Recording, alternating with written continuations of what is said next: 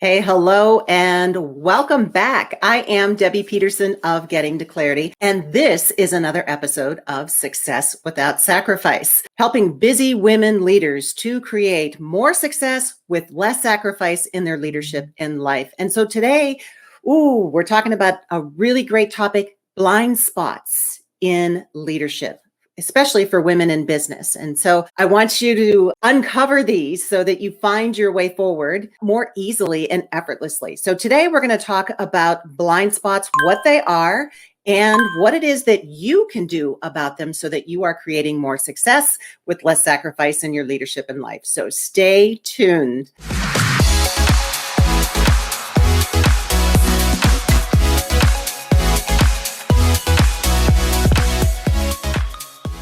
Now, what are blind spots?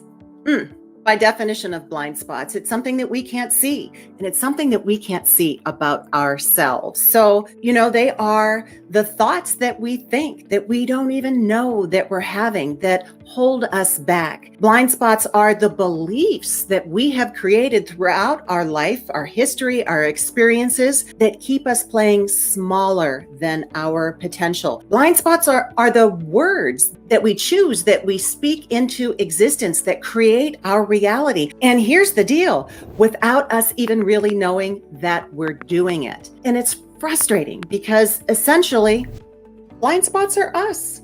And I know in many times throughout my life, I have been the one the most in my own way. And what I was wrestling with at that time were my blind spots, those things that were getting in my way, making my life frustrating. And I couldn't figure out why. No matter what I did, it wasn't having an impact because I wasn't aware of what the blind spots were. So today I want to bring you 3 very powerful blind spots that may be affecting you in your leadership and life. And so, the reason that there's such an issue is because, especially when it comes to our thinking, the majority of our thoughts are unconscious. We don't know the majority of the thoughts that we think throughout the day. So you have conscious thoughts, you have unconscious thoughts. So those conscious thoughts are the things that roll through your head. They're rolling through your head. You're thinking about something, you're Rubik's cubing something, you're trying to force an answer, and it's just not coming. And then when you walk away and you go to do something else, all of a sudden the answer pops into your head. And that is because your conscious mind has tuned out, it's moved on to the next thing, and your unconscious mind, where these answers are, said, oh, thank goodness. Now I can deliver you the answer that you're looking for. For me, if I'm Rubik's cubing something, if I'm trying to figure something out, I go cook something. I made a pot of sauce, I make a pot of soup, whatever the case may be. And just the act of being involved in something else gets my conscious mind out of the way so that the answer can come from the subconscious or the unconscious. And the reason this is such a big deal with your leadership blind spots is because you don't know they're happening. The things that are sabotaging you, the things that are holding you back, you're not even aware of. So for instance, 95% of your thoughts are unconscious. So all day long, the majority of what you're thinking, you're not even aware of. But the danger is that you then make decisions based on thoughts that you're not aware of. But then you take action based on the decision that you've made, based on the thought that you're not even aware of. Right? And that's when things get slippery. That's when they really just start heading over that hill and going downhill, and you're helpless to figure out what to do about it. So let me share with you 3 things that can really help you uncover your blind spots and help you move ahead. So the first of which is lack of clarity. So lack of clarity is a huge blind spot because do you know what your leadership and life look like? Do you know what you want them to look like? Do you know what's out in front of you? What do you aspire to personally or professionally? What is your next level? Because both of your aspects of yourself, your personal life, your professional life, are tied into how you show up in your leadership and life. You're one person, right? So what is your focus? What is it that you want to move the needle on that is going to bring you more fulfillment, more fun, more financial stability, because you're showing up in the way that you need to in order to achieve what you want. So it moves the needle in your life.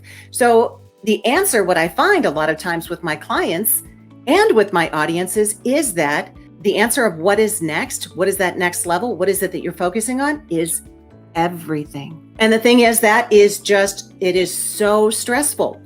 And it's a broad spectrum focus, which really isn't that effective for moving the needle on things that are important to us. Because we're trying to keep, as high performing women, we are trying to keep all the balls in the air. We are just trying to keep everything moving, keep the wheels on the bus, make sure that everything keeps moving forward. But we forget to spend that time to focus on what is most important to us. So what does that look like? Is it more profitability in your business? Is it a promotion that you aspire to? Is it having something else besides work in your life? Because that seems like that's all you're doing is working. And so getting clarity of direction. What is it that you are trying to achieve? What is it that you really want to focus on? Having that clarity of direction, the lack of it is frustrating. But when you finally achieve it, it is liberating. And it generates a confidence that you can't find anywhere else, because you then know what it is that you want to do, what you want to put your time and your effort into in order to move you forward. The second blind spot I want to share with you, another big one, is authenticity. And the question that I ask is the person who walks out the door of your home in the morning and walks into the door of the office, whether that's literally or figuratively, is it the same person? And then returning home again. Are you the same person, or are you trying to be someone else? For years, many women felt that they had to conduct themselves in a different way to get ahead, that they had to play the game. And while that may have been true for some, and at the time, things are shifting. Companies are waking up and figuring out that you have a unique gift to bring to the table. You've got something that you can contribute that nobody else can. And do you know what that is? Do you know who you are at your core? What it is that you like, that you love, that you value, that you stand for? And conversely, what it is that is the line in the sand that you don't want to go beyond that. So tapping into your authentic self, figuring out who you are, what your values are, what you stand for, is so important, because that is the foundation of what you bring into your organization. And the thing is that, are you showing up as authentically as you can and contributing those skills and those gifts that you have? Or are you allowing yourself to be shaped and molded into someone else? Because I'll tell you what, if you're showing up to work and it's a facade, if you are working against yourself and your natural tendencies, how you're motivated, your behaviors, your natural behaviors, that's exhausting. It takes a lot of energy to keep that up. So thinking about and really diving into what makes you uniquely you. How are you showing up authentically in your leadership and life? And, what is your gift? Everybody has gifts. You come to this world with something. What is that? And for me, what I found out was clarity.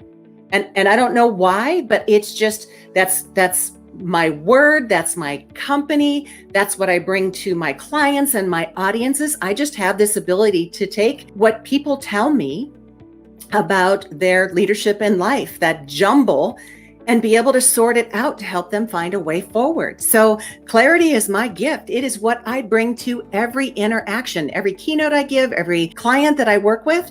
That is my mission. So I'm playing to my authentic self. And how can you do more of that?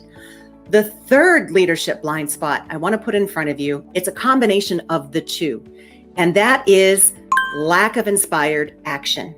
Do you ever feel like you're throwing spaghetti at the wall? Does it ever feel like you've got an issue or a problem and you are just throwing everything that you have and that you can think of and that you can try at it in order to make a difference?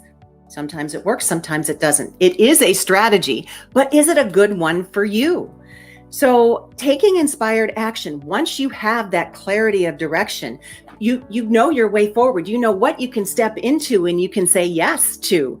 And then conversely, you know what's not a fit and you can say no. So you're not focused on everything. You're focused on the right things. And then you know the action that you want to take. That is what I called inspired action.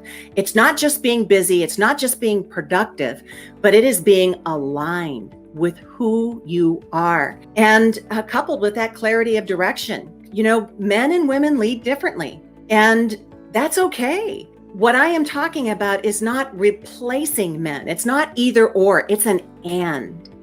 So how can you contribute to the overall equation, either in your business or your organization, with your teams, or perhaps just in your life, whatever that looks like for you? But taking inspired action according to who you are and the clarity of direction that you have, that is when you create more success with less sacrifice. And that's what I wanted for you.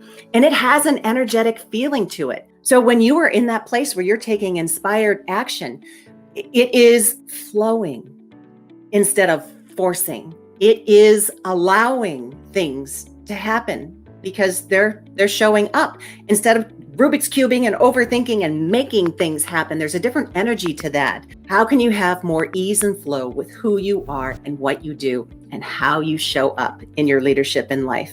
So I hope this has been helpful for you, that you've gotten some tidbits out of this.